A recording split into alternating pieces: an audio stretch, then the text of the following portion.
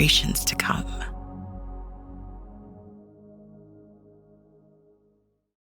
Welcome to another edition of the TDN Writers Room podcast. My name is Bill Finley. I am a correspondent for the Thoroughbred Daily News. My name is Randy Moss. I work for NBC Sports and for the Buyer Speed Figure team. It's one of my favorite times of the year. Football season starting, the horse racing's kicking into high gear, getting ready for the Breeders' Cup. I'm in 3 fantasy football leagues. Unfortunately, I turned in one of the worst performances in fantasy history last weekend. 0-3 for starters. That's not good. And you're sitting in a random hotel room on a bed, all on your own. Where are you? I am in your, well, what would normally be your neck of the woods, Zoe. I'm in Los Angeles while you look like you're at a sales pavilion. I am. I'm at Keeneland September here with First TV. We kicked off last night at Keeneland and we'll continue throughout the sale. And it was a pretty good night last night for the Keeneland sale, opening night. Yeah, we'll be talking more about the sale coming up in another segment. But guys, let's first start with the weekend and the closing weekend at Del Mar. And the 2-year-olds now are fully in action. We'll start with the Del Mar debutante. Strange outcome. Bob Baffert wins the race for his wife, Jill Baffert, with a horse that nobody thought could win. Bottle of Rouge was 9-1 with Mike Smith aboard. The big disappointment was Explorer, who was second at 3-5, coming off a smashing debut. Randy, I didn't think Explorer really had any excuses, and I don't know what this means for the 2-year-old fillies in California. Yeah, I don't either, Bill. I mean, look, I was a big fan of Himika, the way she won the Sorrento at Del Mar, but you could tell from the betting what the pecking order was in the Baffert barn. Explora, who had been a hugely impressive debut winner, was 3-5. Himika was 5-2. And as you pointed out, Bottle of Rouge was basically ignored at odds of 9-1. I mean, Bottle of Rouge is out of a dam that was a horrible racehorse. After her career, she was sold for breeding purposes. I think she RNA'd maybe for $14,000 or something like that. I mean, the pedigree is really nothing that's extra special. They bought her for $100,000, Jill Baffert, Bob Baffert, but you know how good Bob is at picking out these bargains and training them very well. And Bottle of Rouge is now arguably, I guess, the number 1 contender among fillies in California. Congrats to Jill. Actually, I did send her a text with Bottle of Rouge beating the rest of Bob's at 9-1. And Jill explicitly told Bob that she had to have Mike Smith on her horse. So delighted. Bottle of Rouge, Vino Rosso, grade 1 winner. Turn the table on Himika. I think Himika's going to be better going 2 turns. I'm not completely throwing her out of the window because she's by Curlin. I remember her at the 2-year-old. She's going to love every bit of 2 turns. So for whatever reason she didn't run her race, I am not tossing her out just yet. All right, so let's turn our attention to the males that ended up the meet at Del Mar with the Del Mar Futurity. Gee, what a surprise. Bob Baffert won the race for the 19th time. So the number is just unbelievable. But again, I'm not sure this is what everybody expected. Brant was the $3 million horse, ran off the screen last time out, heavy favorite, did come back and win, but I don't think he was nearly as impressive as he was in his maiden win. And also his buyer, Randy, dipped from a 101 to a 91. So again, I mean, that doesn't mean he can't bounce back and run on the Breeders' Cup juvenile and run a gangbuster race. But I think more was, when the bar is set so high and the horse only wins by a length and only gets a 91, you're like, It was a different kind of race for him. He stalked in his debut and settled very nicely and drew off and won. He had an inside draw in the Del Mar Futurity, and Flavien Prat just decided to go on with it. Set a pretty quick pace. We talked about in his debut win, he's the son of gun runner. His action is not very good at all. But he held off Desert Gate, another Baffert horse, who made a nice run at him at the top of the stretch after stumbling pretty badly at the start. So Desert Gate had a bit of an excuse. And he was holding him safe, all the way down the wire. That's his 7 furlongs, right?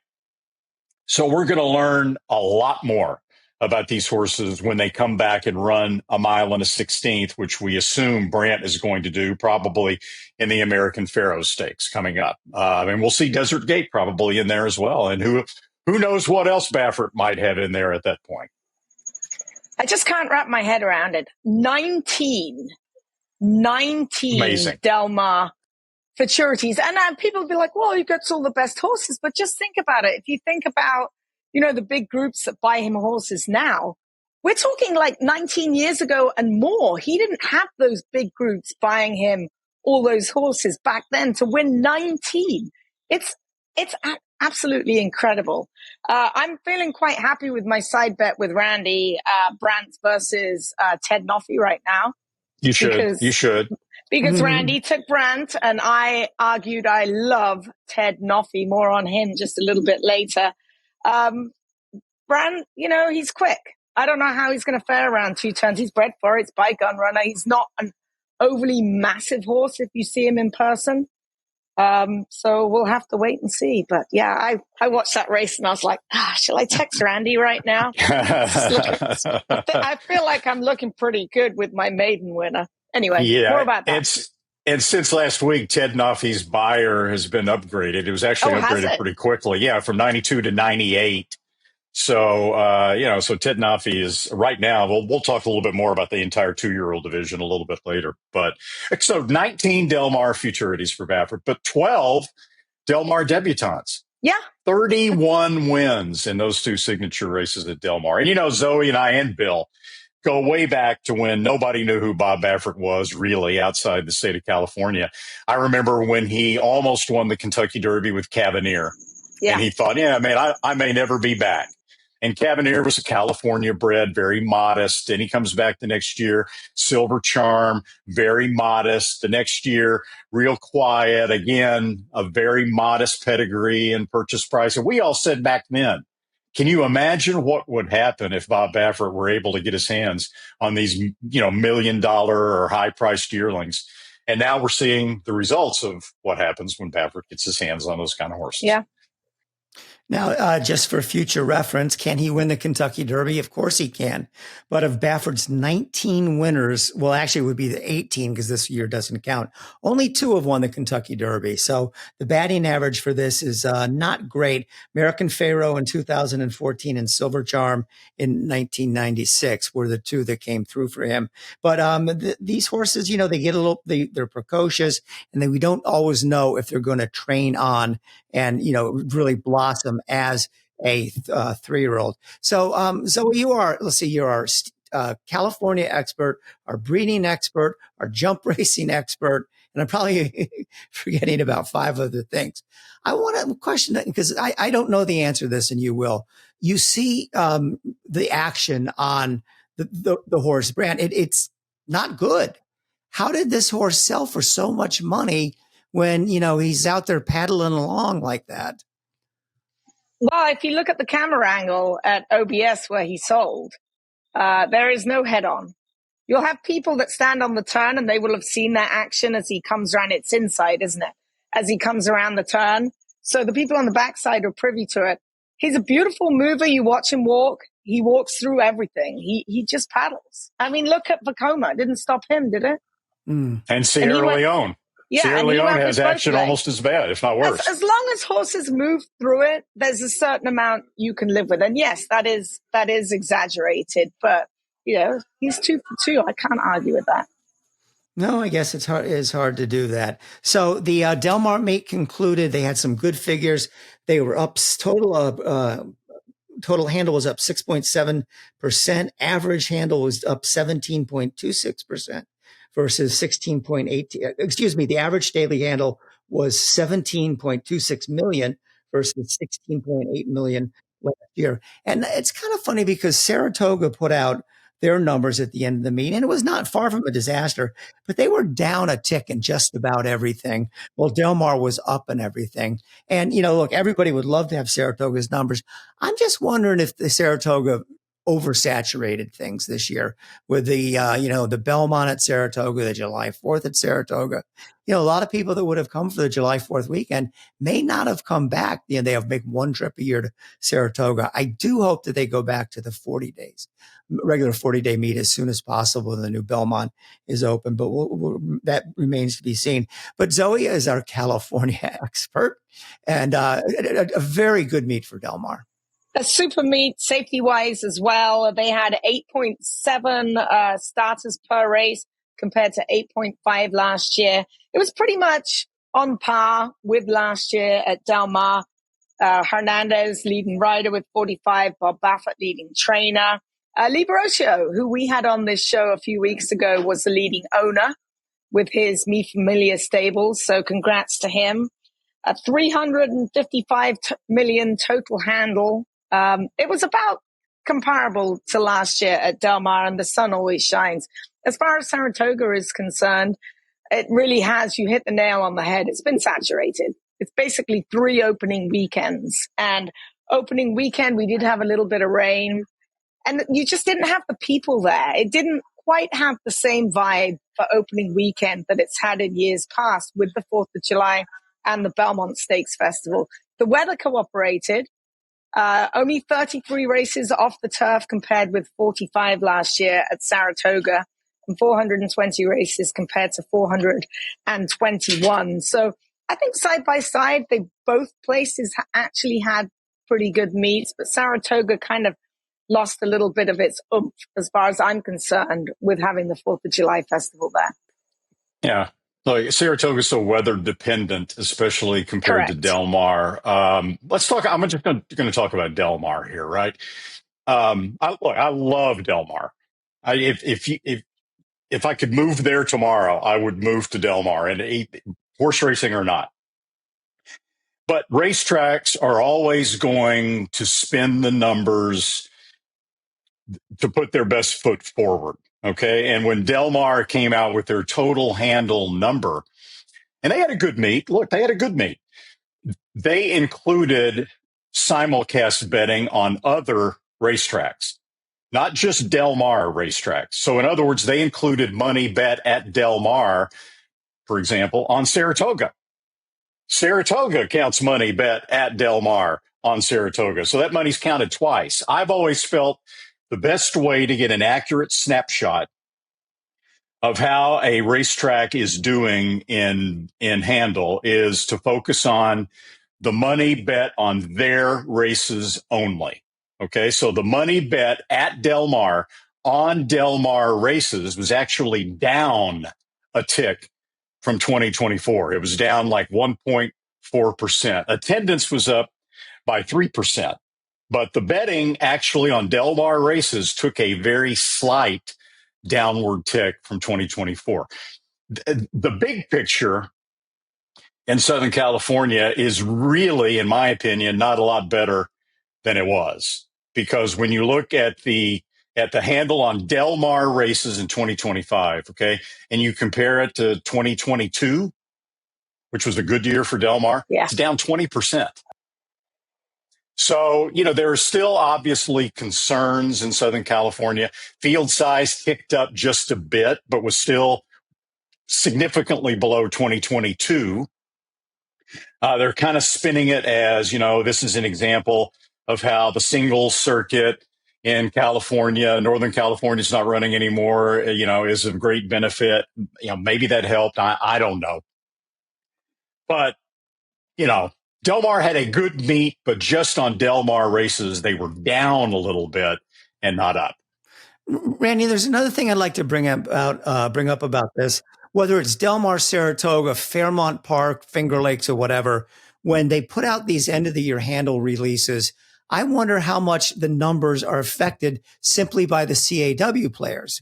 Did the CAW players bet less at Saratoga this year? Did they bet more at Del Mar? If they're making up 30%, an estimated 30% of the handle, and no track in the world will tell us whether they were betting more or less, sometimes these figures, I think, could be very misleading. Oh, it's such a mess right now to try to figure out in a track's betting totals, what's reality and what's not, what is affecting this, not affecting that. And CAW is obviously a big part of that. I mean, there was a spin when Del Mar put out the press release that said their betting was up, right? All betting, including simulcast betting, including dark day betting on races other than Del Mar.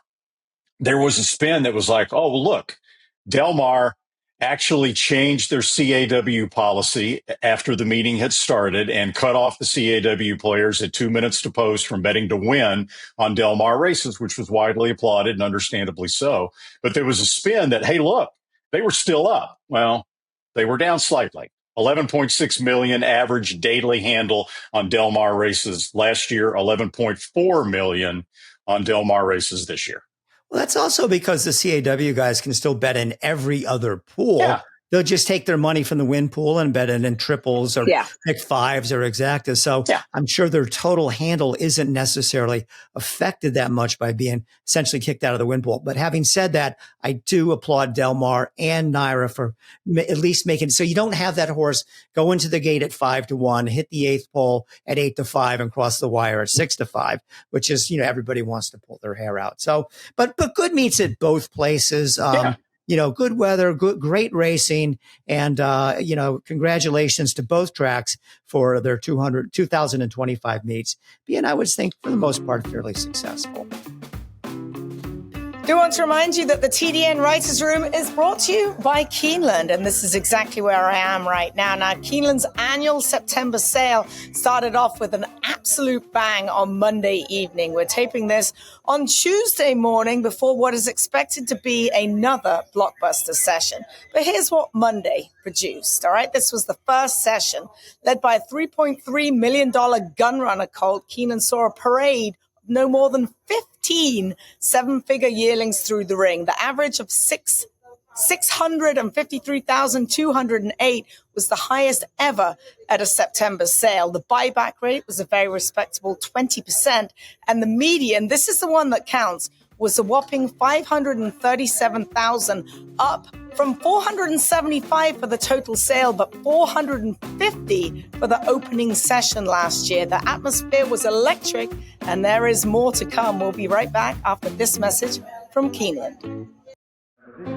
It all comes down to this. Good afternoon, ladies and gentlemen. The moment that defines the year, when the world's most influential buyers gather, and every decision, every bid, every opportunity shapes the future. At a marketplace that brings the thoroughbred world together and where futures are forged, because every moment matters. At the World's Yearling Sale, Keeneland, September. This week's fastest horse of the week is always brought to you by the Fast Sires at WinStar Farm. We've talked a lot about the Red Hot Constitution, and he continues to produce $1 million results, such as Keeneland hit 160 on Monday, a colt bred by Fred Hertrick, bought by Wesley Ward, sold by TaylorMade Sales. Nice looking one there. Constitution's been a top 5 general sire in both 2024 and 2025. And of course, he's the sire of the top older horse and future stallion, Mindframe. Who knows how good Mindframe could be if he can keep the jockey on his back. Now for the fastest horse of the week, let's take you back 1 year ago. The Polynesian Stakes at Laurel 2024. 5 horses were entered in that 1 mile race. Post time, an overwhelming favorite, less than 1-5 odds. He wins the race by 11.5 lengths. Now go back Sunday, this past Sunday, the Polynesian Stakes. 5 horses were entered. 2 were scratched. 3 horse field. Okay. Post time 1-20. He wins by 17. With the Buyer's Feed figure of 103, making him our fastest horse of the week. We know how dominant Post Time has been at Laurel. He's 10 for 10 lifetime at the track. He's 7 for 7 in stakes races. He is a 2-time graded stakes winner, but he's really known more for the graded stakes that he didn't win. He was second in the Breeders' Cup Dirt Mile, second in the Met Mile, third in the Whitney, third in the Cigar Mile. Quite the runner. Post Time owned by Hillwood Stable, trained by Brittany Russell, and he is our fastest horse of the week.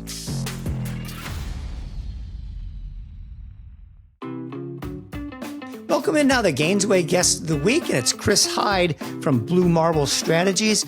Chris, before I go any further, what do you do? Tell us your job. What is your job every day to make horse racing a better game and to protect the horses that come off the track?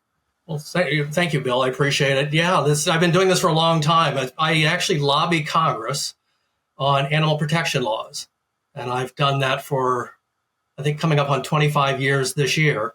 I first started it, and horses were actually my first issue. When I came to Washington, D.C., really none of the animal groups were focused on horses, horse welfare, anything like that. Nobody was really focused on it. That's kind of the amazing thing, that nobody was paying attention. So I kind of fit in, and I've made a career mostly out of working on horses, trying to pass legislation such as ending horse slaughter, which I know we'll talk about, protecting wild horses, ending horse soaring, double-deck trailers for horses. I didn't plan on making my career horses, but that's the direction it's gone now 25 years later. Well, that's quite an overview. Before we go any further, is there a nice little dog we need to take a quick look at in the background? That's just because you're not only a horse advocate, you're also there you go. A She's dog sleeping. advocate. And who is that? That's Boudica. Hi, Boudica. Boudica's very cute. She's named after a British queen. Boudica, I like that. Queen Boudica, yeah. She beat the Romans, actually, and burned London to the ground as she was chasing the Romans. Wow.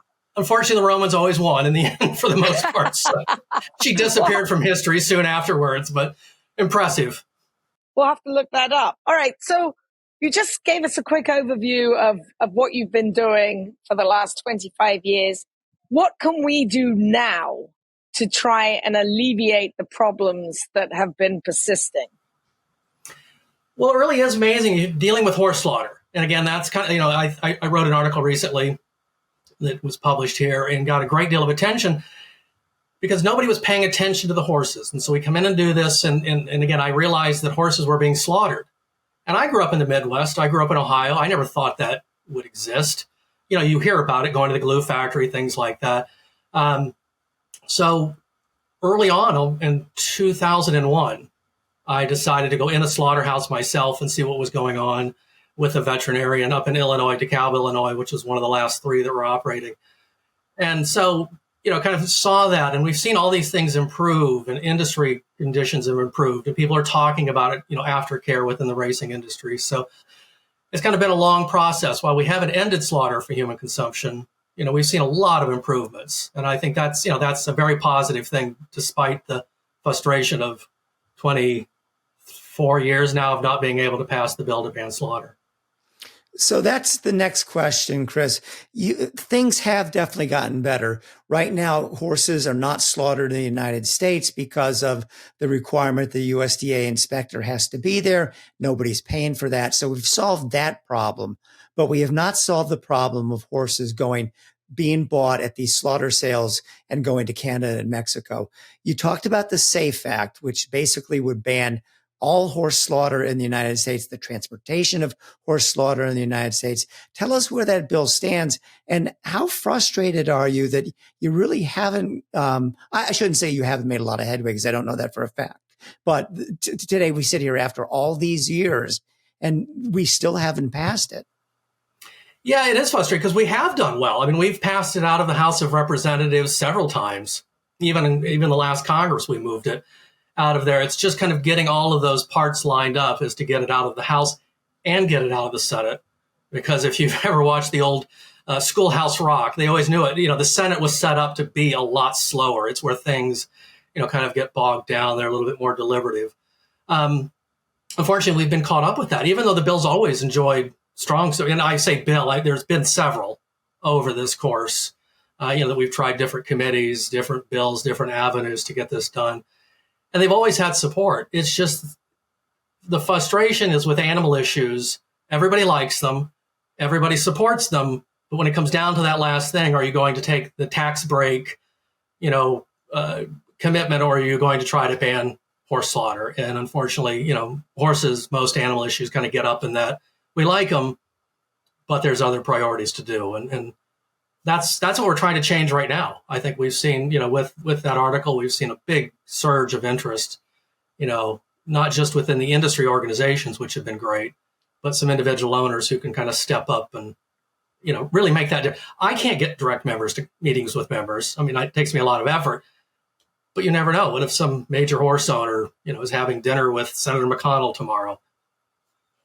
So if anyone's listening this podcast, and, we have a wide range of people that actually do tune in and listen, what can they do to try and help this problem? Like, what needs to be done? Say, if the head of Coolmore is listening to this, Spendthrift, like, who do they contact? How can we get this pushed along? Yeah, we've always done great with emails and action alerts. The activist community is just, they overwhelm the Hill in support for this, but it's that top level, and I always mention it. Anytime I ever talk or write articles, I mention an old Thoroughbred owner, John Henninger, who was yes, he could pick up the phone and he would get members of Congress on the phone, or he would get other major business leaders, to get on the phone and tell them that this is a priority. And that's really what we need. We really haven't kind of had that leadership since John passed away, of the ability to move it, because you're going to get politicians will listen to business owners and business leaders. And that's really what we need, because it's not good for the racing industry. We've always tried to get that point across. This is so easy. I mean, because really, this is not what owners want. You get some. You're always going to get those that are on the bottom. But I would say 99% don't want this happening to their horse.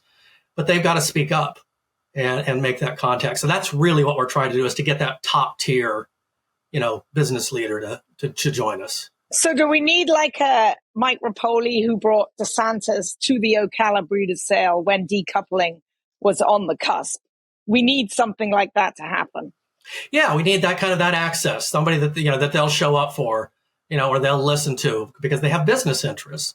And that's not a bad thing. I mean, that happens, across the board. It's how they're impacting, the business of racing. And that's, the hope is that we need to get somebody like that to say, come on, we've got all these negativities and these image things that we're working on. And there have been, again, great changes. I mean, this is the easiest one to get off the table, because it's, when we started this, the excuse, everybody would cry crocodile tears that, oh my God, there's 400,000 horses. What are you going to do with them all? And then 2 years later, oh, there's 200,000 horses. What are you going to do with them all? Now there's around 20, a little under 20,000. Oh my God, what are you going to do with them all? We can deal with it. It's just kind of getting that commitment has been the difficult part. Chris, I like that. I'm glad you brought that up, because we heard, from the infancy of this thing, these doom and gloom stories that these poor horses would be walking down the street neglected and nobody would be feeding them, et cetera. Obviously, that's not happening. The amount of horses you're talking about at 400,000, 200,000, how has the equine world, the horse racing world, absorbed these horses? How have they avoided having this doomsday scenario happen? Well, I think slaughter, first of all, we always try to remind people it's a demand-driven industry. It's not doing a service for the horse industry. We always felt early on for, people that misbreed or overbreed, slaughter could be a great dumping ground, because, okay, well, you've bred a bunch and only a couple are good, just dump the rest off. So you see that shrinking and people paying attention, because these are good horses. I mean, this is, people have to remember, because the opponents would always make the excuse, well, what are we going to do with our old, diseased, sick horses?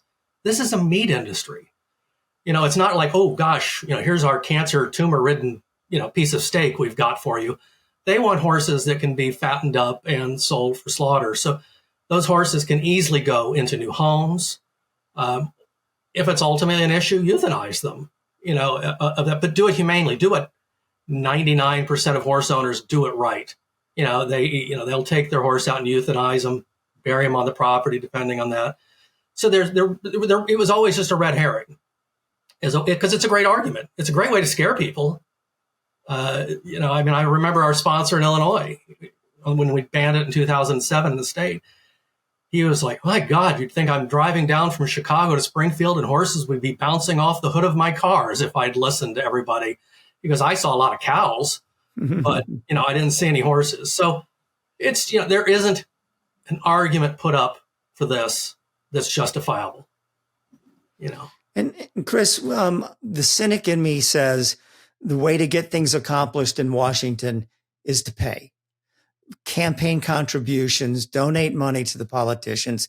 God bless Mike Rapoli for doing what he did with Gulfstream, but I do believe he made a very substantial contribution to Ron DeSantis to help get this done. Am I being too cynical? Do you guys not have the funding to really, make your case told in the right areas? What about that whole, money talks? What about that whole issue? Yeah. No, you're right. It does make a great deal of difference to be able to go to these, not only because you're paying to get in, you get 5-10 minutes directly with that legislator, often that you get a chance to talk kind of unfiltered and raise these issues to them. And we actually had a PAC. I created a PAC not too long ago, the National Horse Protection PAC. I just couldn't raise enough money to keep it going because you have to pay, an accountant to kind of manage it. But I'd love to get that going back again. And I've had donors that will pay, for an event, and then I'll get to go and represent them. But again, that's the best chance as you get to where I can't get to a member like somebody might be able to, a big business person. I can go to a fundraiser and get a chance to talk to them. So if you could sit down with the Jockey Club, one-on-one with the Jockey Club, what would you tell them that needs to be done that they could help you with? Yeah, I mean, they've been great. I think, we do a letter with them, with a lot of the industry groups that we send around with it. But and I understand they have other priorities as well. But, a lot to my point with all of us is that this is, out of all the monumental issues that maybe racing wants to deal with, or just agricultural horses, or even HISA that went through, this is extremely easy because we haven't been even doing it in the United States, slaughtering horses for over 20 years. So I think it's just sitting down with them just to say, we all need to come together. That's often our problem, is that we're all spread out. And if we would all kind of come in and focus, Hedinger always used to say to me, there's many other things I want to do, but I got to get slaughter off the table. And then I can give all that money to rescues, or then I can give this assets to that. But if you've got to pay for lobbyists and you've got to do this and you've got to run ads, that's a drain on resources that, even though it's my career, I'd rather it end. I'm real tired of this issue. I'd love to retire and just go hang out in a barn somewhere. I don't ride, but I'd love to hang out with, in a barn somewhere doing these things. But, so that's why I said it is doable. It's just kind of getting everybody pointed in the right direction. Chris, one of these things that doesn't bring out a lot of attention is, most people may not know this, but in the countries where the society approves of or does not turn its back on people eating horses, they all have rules that they cannot eat any horses or cannot slaughter horses that have had any drugs in them. Now, 100% of all race horses at one point in time have had drugs in their system, anywhere from bute to God only knows what. Do they just look the other way when this happens? And is this somewhat dangerous for people in places like Japan to be eating this stuff? No, you're absolutely. That's the one issue that's baffled me, because we have tried food safety on this, in the past. And that was one of the bills that we had. I think the EU has cracked down on it a little bit more. They've gotten more restrictive, certainly coming through, horses going through Canada. But I don't think they've completely eliminated, as I've said, and I think your point was, we're the only horse in this country that hasn't been filled with illegal drugs, and legal for the use in horses. I'm being polite. I'm sticking with those we know. Yeah. And it's probably a wild horse. But even those, if they've come off the range, they've been given treatments, dewormers, and issues like that because, just entering the system. So even those would be prohibited. But there is a lot of overlooking of the drugging issue. I remember I had a senator years ago. He's like, who cares? We don't need it. I'm like, well, he's no longer, he's since passed away. So that may explain things. But yeah, the drugging issue, it is frustrating that we've not been able to get that because, as you said, you could get bute as a 1-year-old, never have it again, and be sent to slaughter at 30. And that should be by U.S. law illegal to enter the food chain, period. And that's true anywhere else certainly in the EU. We're doing that. But getting it to enforce, that's very difficult. So, Chris, what's the bottom line here? How do we get this into the end zone? I was wrong the other day when somebody asked me opponents. We really don't have any lobbying opponents to it. You get some kind of, occasionally the cattlemen will say they just don't like it. Unfortunately, the tribes, we've got a couple of Native American tribes up in the Northwest want to keep slaughter going. But I think it's important to remind anybody that's listening to it, they're not speaking for even a majority of the tribes in the United States. They're only speaking for a few, and they always couch it, well, the tribes don't, want to ban slaughter. So I think that's something we have to get over, and build support from tribal leaders to help, oppose slaughter. But it's just getting together. It's just, again, focusing on, there are ways to move the bill in Congress. We just have to kind of get there. They have to do it in a vehicle. I guess I should back up a little bit. We're never going to pass the standalone, the SAFE Act, just simply because they're not moving individual bills very much, except for major sweeping policy things. But we can attach it to something that has to move, like the Farm Bill, which is really a lot of the intention with this has been. It was rewritten to ban or to amend the cat and dog language that was in the Farm Bill from 5 years ago. So you can't ship, transport, possess, consume cat and dog meat for human consumption. We're just adding an equine into that. So we're still trying to get it into the Farm Bill. But, again, we're having to deal with the ag industry, and get around them. But I think with big leaders, this is something we could easily get done, and attaching it on something. But we just have to have the leaders step up. All right, so I got to find someone to pay off then. That's my goal for this afternoon. That's good. That's good. Anything you need, let me know. I can help with it. But yeah, I mean, it does help, but I think it's just making that contact, because a lot of these members might not even know this exists. We often get that. A lot of staff, they hear from us, they get our letters, and the boss may get how many people called, 52 people called, or whatever emails, that kind of thing. May get a summary. But, go to there aren't many town hall meetings right now. If you watch the news, members aren't doing those. But, if you're run into your member of Congress, talk to them about this. They need to hear personally that this has not ended. It's not good for the horse industry. This is a multi-billion-dollar year industry. Why are we defending horse slaughter? For any industry, that's it. The very first group that endorsed this was a Utah Quarter Horse Association, my bill way back. That changed after the American Quarter Horse Association found out that they endorsed it. They conveniently pulled their endorsement. But, I think it's just getting all of those people just really to zero in right now instead of spreading all over the place. And Chris, you brought up the quarter horses. What kind of cooperation are you getting from other breeds? I mean, you're right. The thoroughbred industry has done a very good job taking these numbers way down. We wish they could be to zero, but they've gone way down. How about quarter horses and standard breds? You mentioned that the quarter horse people are standing in your way. What about the other breeds? Yeah, the standard bred industry has been good. They've stepped up. They've got a retirement program. They've got one of the largest farms, Hanover Shoe Farm. And, I know that one of their owners has been very outspoken over the years on ending slaughter and improving conditions and all of those things. So it really just kind of, and I don't even think it's uniform within the Quarter Horse Association. I remember years ago, I had a board member. He goes, "I'm sorry, we're not uniform on this, but we couldn't, come out and endorse the bill, in that." And so, I think it's just continue to get to these organizations and breed specific groups, to have them step up, because it's a negative on everybody. I'm looking for someone to pay off right now. Where's Rapoli? I need Rapoli and John Stewart, obviously. Lock them in a room with horse slaughter. One of them. I tell you, that's why I'm always fine if I can unleash anybody on this thing to get it done. I have no ownership to this anymore. I just want it over with. Yeah. And I had a lot of emails after that article with great ideas. Good. Very good. Great ideas. Well, we need to get it rolling. Keep up the good work. Let's hope that it won't be too much longer before the SAFE Act can become a law.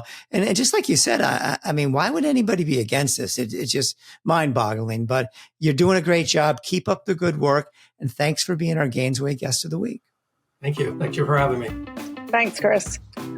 Our guest of the week, Chris Heyde, brought to you by Gainesway. Gainesway, the home of the stallion Seize the Gray. 1 year ago this week, Seize the Gray won the $1 million Pennsylvania Derby, his second Grade 1 stakes that stamped him as the leading earning son of Arrogate and, of course, earned him a spot in Gainesway's stallion roster.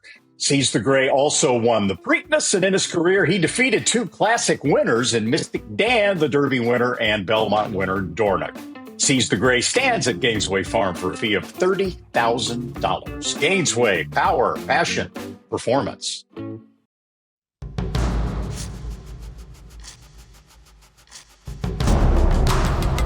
Seize the Gray wins convincingly.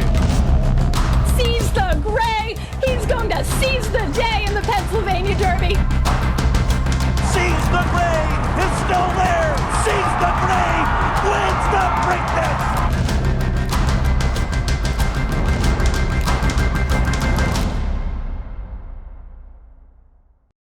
Well, Zoe, in your commercial for Keeneland, you pretty much told us the entire story of what a great day it was opening day. The average, as you said, was 653,208, the highest ever on a Keeneland September sale. The leading price was $3.3 million on a gun runner bought by Coolmore and Peter Brandt. But I want to get to, you mentioned him a little bit. These are the first Flightline yearlings to go through the ring. We all know what kind of racehorse he is. We all know how much people were looking forward to his offspring selling and then racing next year. What was the general take on Flightline? They're very popular, and they're going to be expensive because Lane Sanders done a great job, of not breeding him to 300 mares. So anytime there's less of something, everybody wants more of it, right? That's how it goes. Flightline's a beautiful Kitty Gay's Warrendale consignment, sold one yesterday afternoon for $1.6 million.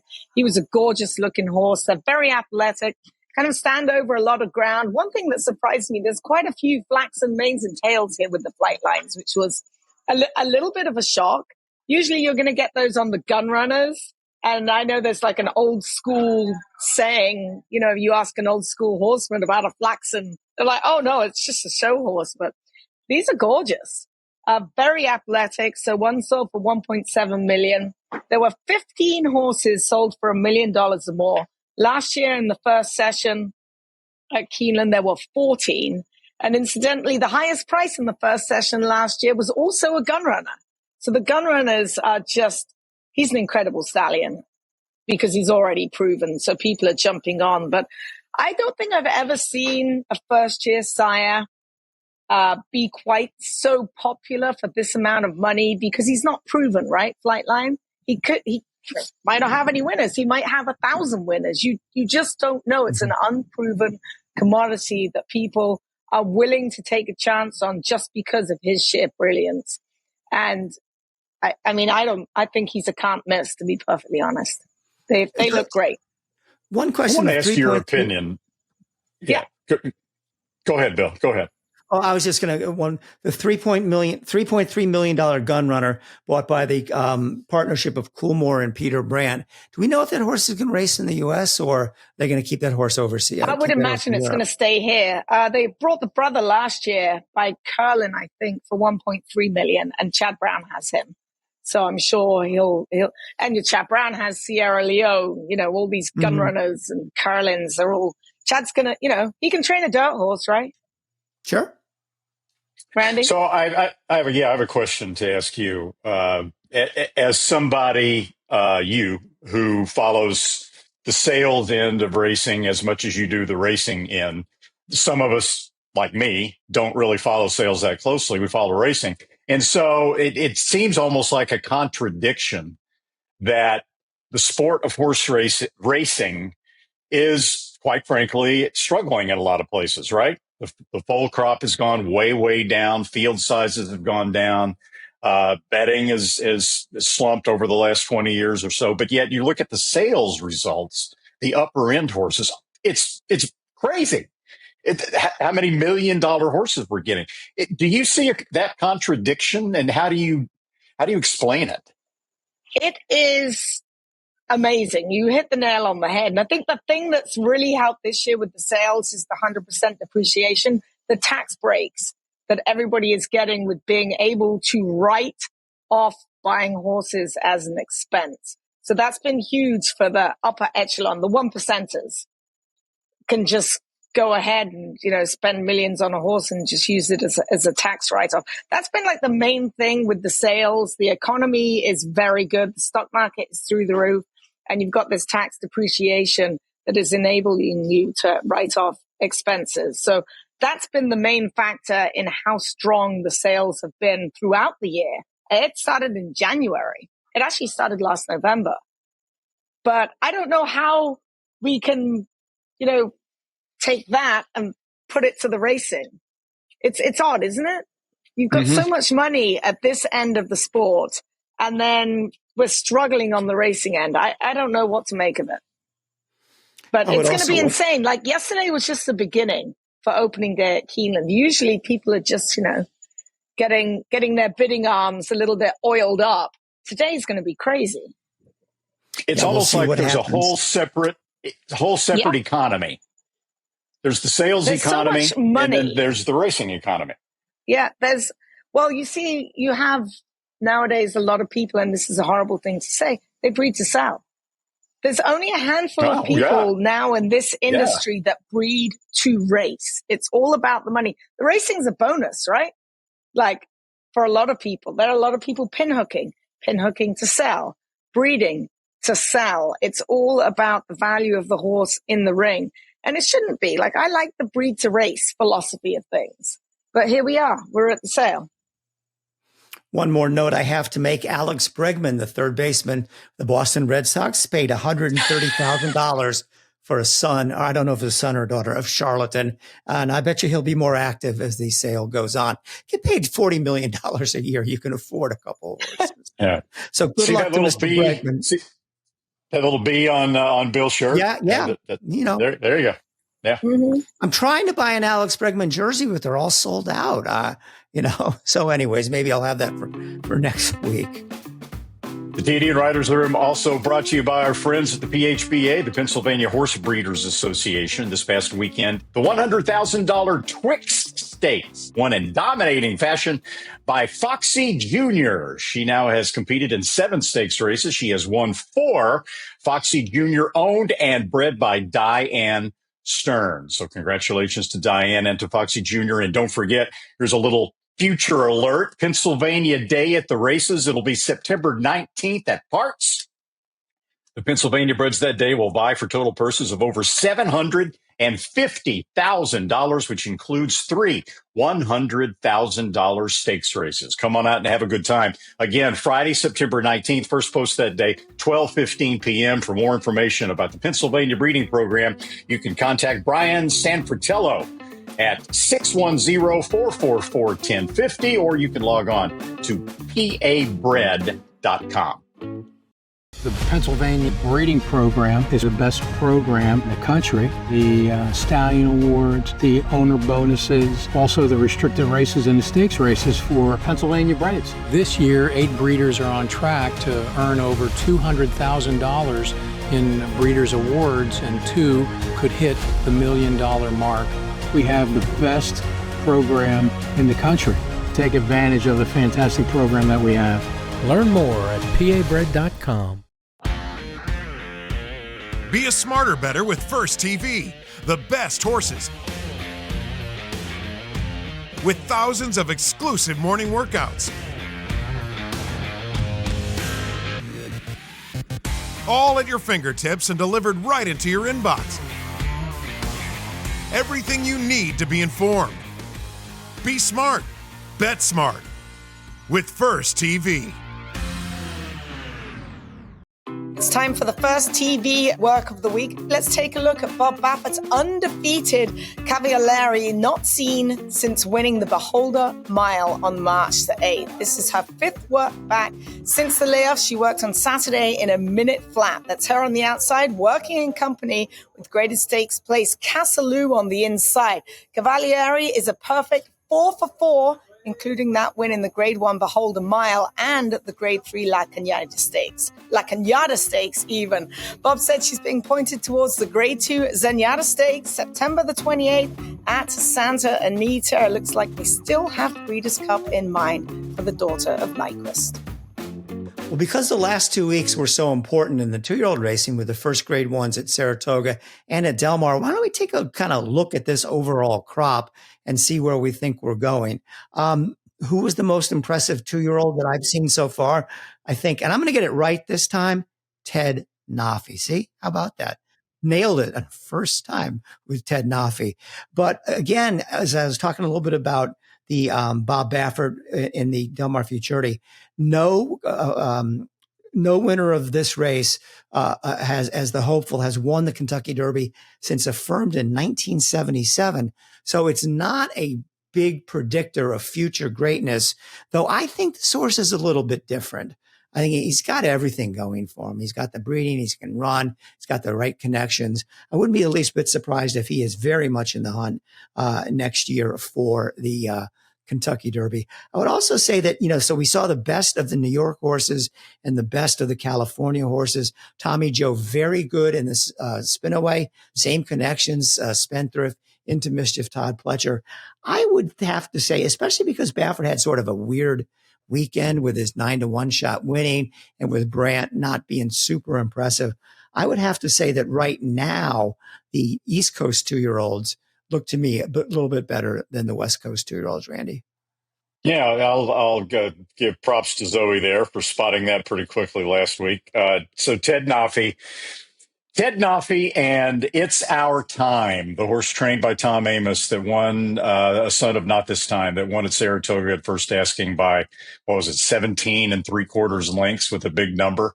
Those two on paper to me look like the most promising 2-year-olds on the East Coast. And then on the West Coast, Colt division, you've got Brandt and you've got Desert Gate, the 1-2 finishers in the Del Mar Futurity. You've also got a horse that might be interesting to watch, another Amr Zadan horse that broke his maiden on the undercard of the Del Mar Futurity, a horse called Boyd that got like a 92 Beyer speed figure first time out. He's a son of Violence. What might Baffert do with him? Might he bring him back next start in the American Pharoah around 2 turns and see if he might be a Breeders' Cup type horse? I don't know. We'll see.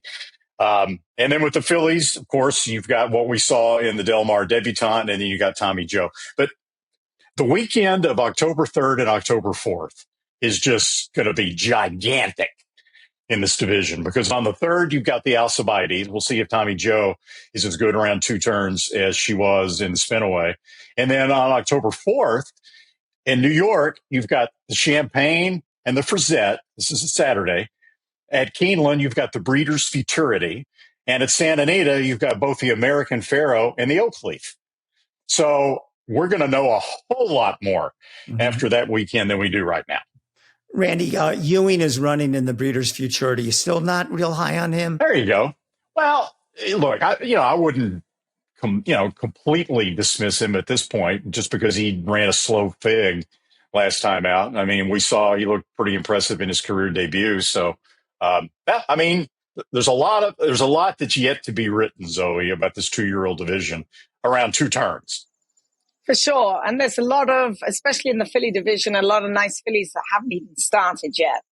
Watching some of those work at Saratoga this summer and at Del Mar, and you're going to see some colts pop out of the woodwork as well.